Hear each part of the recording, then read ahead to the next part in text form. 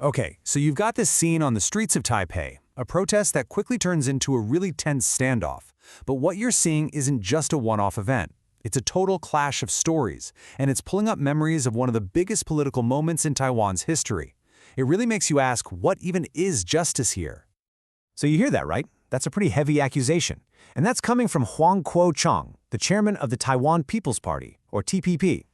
He said this during a protest they called the Judicial Walk, marking a year since the party's founder, former Taipei Mayor Wen-je, was detained. So, what's the TPP's whole argument here? Well, they're laying it out pretty clearly. They believe the case against their founder is a total political witch hunt. They're framing this protest as a righteous fight for justice against a system they say is broken and being used to take out political enemies. But here's where things get messy. This protest, it wasn't exactly peaceful. It ended with clashes and 8 police officers were injured. Now, the TPP claims the police used excessive force, but the cops say they were just dealing with an illegal protest. So you've got this big question hanging in the air. What in the world are they even protesting about? What are these charges that got everyone so fired up? All right, let's get into it. The answer? Well, it's all in this massive indictment from the Taipei District Prosecutor's Office. And it's not just a piece of paper. It's a detailed case laying out some very, very serious charges against the former mayor from his time in office. And you know, this isn't just one little thing. The prosecutors have built their case on 3 main pillars: a huge real estate deal, how political donations were handled, and the alleged misuse of money from a public foundation. First up, you've got this core Pacific City case, and the number here is just staggering. Prosecutors are alleging that when Wen-je was mayor, he illegally gave zoning bonuses to a developer. The result? Over 12 billion new Taiwan dollars, that's about 400 million US dollars, in illegal profits for the company. That is a fortune. But it doesn't stop there. The prosecutors say this gets personal. They claim Ko didn't just help out a company, he helped himself, to the tune of 17.1 million in bribes. And get this, they say they have the smoking gun, a spreadsheet, supposedly found on his own personal hard drive, that lays out the payment.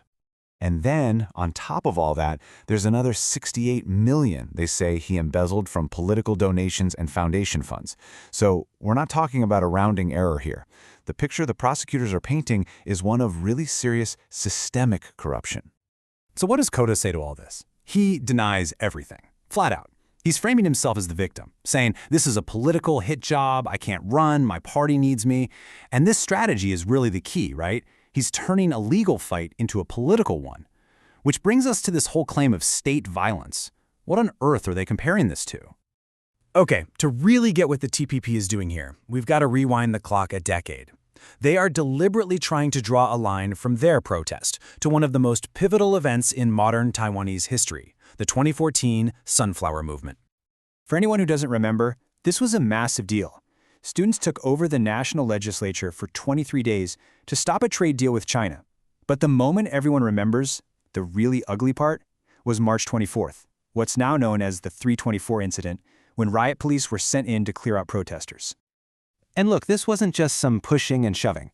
An official government watchdog investigated this, and their conclusion was blunt. The police used disproportionate violence against people who were mostly just sitting there, peacefully. The stories from that night are just brutal. I mean, you have people describing being dragged by their hair, being kicked, and being beaten by rows of riot police. And then you have this quote, straight from the official report. A victim hearing a cop say, beat him to death. It's chilling. So when the TPP brings this up, they're tapping into a very real, very painful memory of state violence. Which leads to the big question, does their protest even come close to that? All right, so this is where we get to the absolute core of the argument. The TPP is trying to connect these 2 dots for you. They want you to believe that what happened at their protest is just another example of state violence. But is it really comparable? Well, let's just look at the facts side by side. The difference is pretty stark, isn't it? Back then, you had riot gear, batons, water cannons, and over 160 civilians ending up in the ER. This time, you had barricades, pushing, and the injuries were mostly on the police side. And that last point is wild. The officer involved in a key scuffle even said the contact wasn't malicious. And it's not just about what happened on the day. The aftermaths couldn't be more different. After the 324 incident, there was almost zero accountability. Think about that. An official report finds major police failures, evidence goes missing, and basically nobody gets in trouble. That lack of accountability, that's a deep wound, and that's exactly the nerve the TPP is trying to press right now. So where does that leave us? Basically with two totally different stories about the exact same events, each one pulling from a different version of the past and the present. It all comes down to this, doesn't it? Is this a political hit job by the state, or is this a political party trying to blow smoke to protect their leader from some very real legal trouble? Okay, so on one side of the ring, you've got people like Professor Cheng Shuling, and her take is pretty blunt. This is about money. It's a corruption case, plain and simple. And the TPP is just turning it into a political circus to distract everyone. The ruling party, the DPP, is right there with her. They're basically saying the TPP showed serious contempt for the rule of law. They argue that by starting a fight over an independent court case, the TPP is not only trashing the justice system, but is also willing to let cops get hurt just to score political points. But then you flip the coin. From Wen-je's point of view, and his supporters' point of view, this is do or die. He's painting himself as a political martyr, looking the current president in the eye and saying, "I will not back down." He's framing this whole thing as a government plot to take him out of the game for good. So there you have it, two completely opposing stories. Story number one, a brave leader is being persecuted and his supporters are defending democracy, just like the heroes of the Sunflower Movement.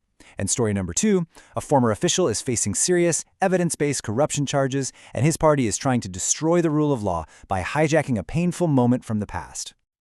You know, this whole thing goes way beyond whether one person is guilty or innocent. It forces us to ask a much bigger, much tougher question. When does supporting your leader cross the line and become an attack on the law itself? Where is that line? And who gets to decide?